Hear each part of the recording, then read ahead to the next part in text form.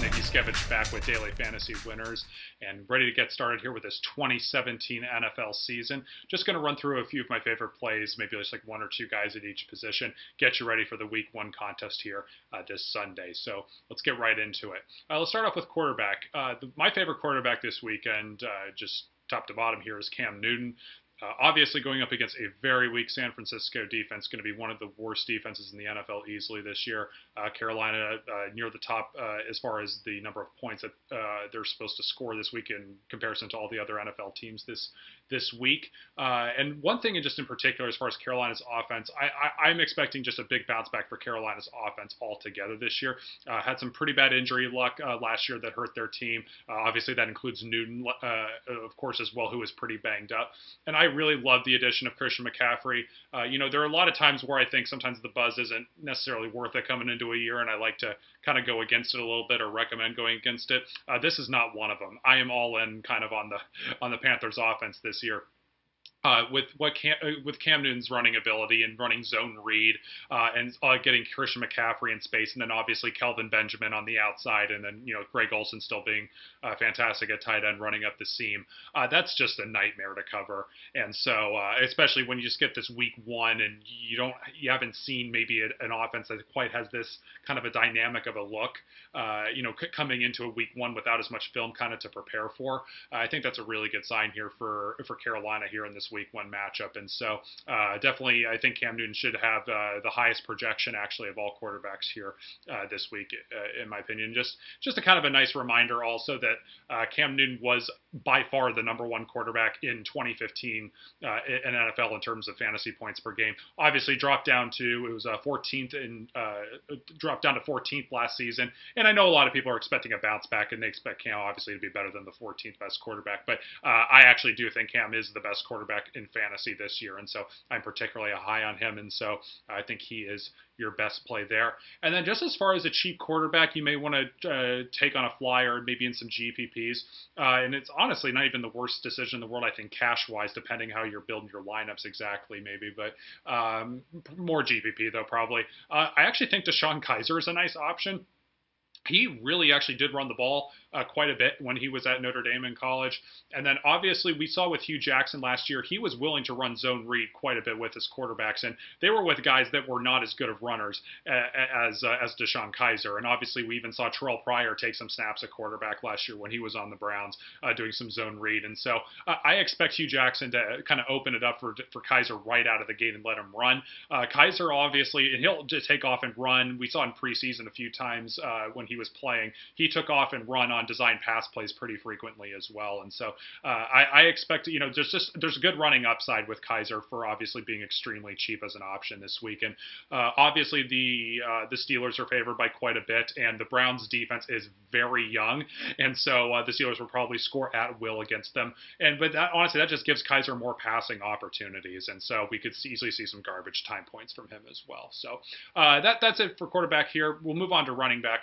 Obviously, David Johnson and Le'Veon Bell both have fantastic matchups, and they're easily the 2 best running backs in fantasy. That doesn't change, at least that shouldn't change this year. Certainly doesn't change right now. I think we're splitting hairs here between the two. I'd give the slight edge to David Johnson over Le'Veon Bell, and the only reason I'm saying that, well, there's actually the two small reasons I would say is, one, yeah, Le'Veon Bell did hold out the entire preseason. I don't think that means it's like, oh, he's only going to get 50% of snaps. Like that's not going to happen. The only other running back on the depth chart is James Conner, a rookie out of Pittsburgh, who he'll get a few touches, I'm sure, against the Browns. But I do think Le'Veon's workload could be slightly less than we're accustomed to seeing. We obviously expect him to get him to get near 100% of the snaps. It just might be down in like the 80% range. That's all I'm saying. It might be a slight step back that they don't want to run him into the ground Week 1 if he held out the entire preseason. And I would also just say that, Martavius Bryant is back for the Steelers, obviously. And this is the first time the Steelers have not had anybody suspended or injured, basically going into Week 1 in quite some time, quite a few years. And so there's just a few more weapons, I think, for the Steelers to throw to. And it's just maybe just a tiny bit of a downgrade there on Le'Veon, maybe than what we would normally expect. But again, I'm very much nitpicking this. He's still easily one of the best running back plays this week. But slight edge to David Johnson. And then As far as the cheap running backs goes, I'm actually going to stick with the Browns here, believe it or not. Most of the good running back plays, there are several good running back plays, obviously, even just below those top two. When we talk about, like DeMarco Murray's going to be a great option, LaShawn McCoy, several others as well. But there aren't that many good cheap options this week at running back. Like Jacquizz Rodgers obviously was going to play and maybe have a decent role with Tampa, but unfortunately that game was it was rightfully postponed due to the hurricane down in Florida, and it looks absolutely horrific with what's about to come. So best wishes to everybody down there that's going to be involved with that. Absolutely.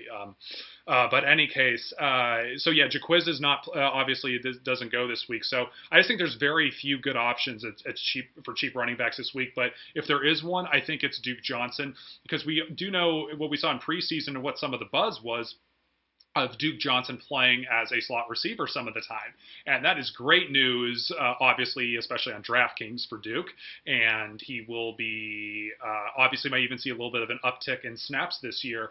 So maybe like Johnson and Crowell will be on the field together with Crowell in the backfield and then Duke Johnson in the slot at times. And obviously the Browns still have a lot to figure out with their receiving game in terms of who they're going to get on the field at what point. So I'm still a very young team in Cleveland, obviously on both sides of the ball. So I do think Duke's got a nice option to maybe to throw in GPPs for your cheap running backs. And so moving on to wide receiver, let's see here. There are a couple wide receivers I would say that are good, quote unquote, bounce back candidates. They're guys that we expected big things from last year, had a little bit of a drop off, and so there's a couple of those guys I think that are due for good bounce backs this year, and I think it starts this week.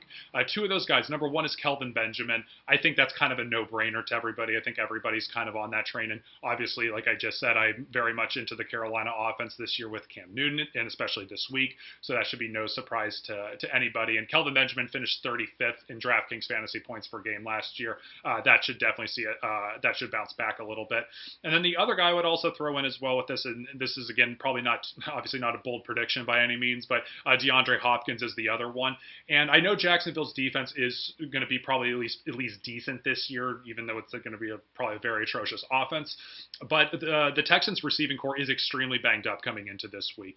Braxton Miller is the number 2 wide receiver, and Braxton Miller's not going to be, I don't think, demanding I don't think he'll be getting too many targets this week. I think a lot of the targets are going to Hopkins this week, and then I actually think C.J. Fedorowicz will even get a nice share of targets as well at the tight end spot. Getting a little ahead of myself before we get to tight end, but I just think there are very few options for the Texans to throw to in this game. I'm sure Lamar Miller will get a nice workload as well, but just as far as the passing game goes and the pass shares, this is definitely going to be a high volume DeAndre Hopkins game, and there'll be a lot of potential for him. And so, and obviously he had 9.4 targets per game last year, which is near the top in the entire of all wide receivers. And so he's much better than the 36th ranked wide receiver on DraftKings fantasy points per game last year. He's obviously much better than that and an easy bounce back candidate. And so a few of the best cheap options at wide receiver. I picked actually just the two guys on the Chicago Bears. I think Kevin White and Kendall Wright are both great options. That game's going to. I actually kind of like Chicago to cover that spread, and they may even win the game outright. I don't know, but that's a little bit more on the bold side. But I do think Chicago plays that within a touchdown at least, and so I think that game's also probably be a little bit more high scoring than the projection suggests. And so obviously, I think the Bears, I'm sure, will give Jordan Howard a decent workload, but at the same time, I think it's just be a high-scoring game, and the Bears will throw it. I mean, I think some people are forgetting that the Bears actually threw it the 12th or 13th most. Was it 12th or 13th? I should double check that actually. Sorry, they threw it 60.7% of the time, which was ranked 13th in the NFL last year. And so, in a little bit of a high-scoring game, they may have to play from a little bit of catch-up in the game throughout it. It's not like the Bears are just going to feed it to Jordan Howard 35 times or something like that in this first game. So there's going to be some pass game, but there's going to be some passing yards to go around, and they got to go to somebody. And so I think Kevin White and Kendall Wright are by far the two best weapons they've got there at receiver, and should see a very high percentage of snaps. So very cheap options there, and should be able to score. They're at home, which is nice. And so those are probably two best options there. And I'll also throw in Sterling Shepard as well of the Giants, mainly if Odell Beckham is out, obviously. That would be the main key to that one. And so I think Shepard's a nice option there.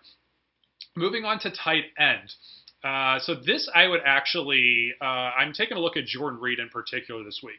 Jordan Reed was the #1 tight end in fantasy last year, and obviously in terms of fantasy points per game, obviously not the total season because Jordan Reed has yet to make it through a full season. But Reed was the #1 tight end in fantasy last year, and another reason I really like him this week as well, Jamison Crowder now on the injury report and may not play this weekend. So this is especially true if Jamison Crowder doesn't play, because Crowder's their slot guy, and Jordan Reed is a guy that will line up in the slot. So that could be a higher percentage of snaps for Jordan Reed, particularly in the passing game as well, and a little bit of a higher volume of targets there. So Jordan Reed is very good there. Obviously, there's several other good options at tight end, just, I think kind of right there just below him. Zach Ertz is definitely there. Kyle Rudolph as well. Very high in targets. Rudolph, especially with a really good matchup and everything. But if there really is a tight end, a cheap tight end I would take a look at, it's probably CJ Fedorowicz. Like I said, the Texans, not many options to go to in the passing game. Fedorowicz really started to see an uptick in targets as the season went on last year and has clearly established himself as the #1 tight end. Just agreed to a contract extension as well, just not too long ago, I believe, here just in the off season. So good options there. There are some really young tight end rookies that I'm kind of excited about, but I really don't recommend them playing any of them here in week 1. I was kind of excited about George Kittle actually for the 49ers as a nice little under the radar option, but turns out he re-aggravated his hamstring, so he may not even play this week. So it would definitely be more on the risky side anyway. So I'll just kind of hold off on those guys for week 1 and just see how it goes for week 1, and then we'll wait on it for week 2. And then lastly, just going on to the defenses here. There are 2 defenses I think that are kind of in their own little bit of a class here for this week, and that is going to be the Houston Texans defense. No surprise at all. Solid favorites at home against the Jaguars. Jaguars not projected for many points. Jaguars very much a turnover-prone team, of course, as everybody knows. And the Texans pass rush with J.J. Watt back, and to go with the emergence of and good health of Jadeveon Clowney and everything, that pass rush is going to be fantastic this year. And so, and then, if you want to throw in the motivation, inspiration to play for Houston with after Hurricane Harvey and everything like that, that's perfectly fine as well. I just think it's a terrific matchup for Houston. Not anything surprising there. And I think the Buffalo defense is obviously a very good play as well this week. I don't think there may be it's not like they're going to be low owned, but I don't think there are quite as many people on the Buffalo defense this week, just because I don't think many people are expecting the Buffalo defense to be that good this year. But at the same time, the Jets are projected for basically no points this week. Buffalo is a 9-point favorite this week at home. And look, and this is I don't think Buffalo is going to have an elite defense this year by any means. It'll probably be somewhere around average.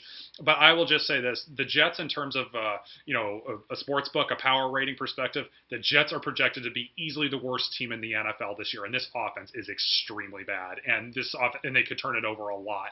And so so even though it may not be the greatest defense in the world for Buffalo, they're at home. They're favored by quite a bit. Jets aren't projected to score that much. It's a nice spot to play them. So, anyways, that's it for this video. We're gonna do a lot more videos coming out here more frequently over the next few weeks. We got a little slightly behind schedule for reasons that aren't worth diving into, and so we'll do better with the videos as we move forward. I do want to direct your attention just really quickly here at the end.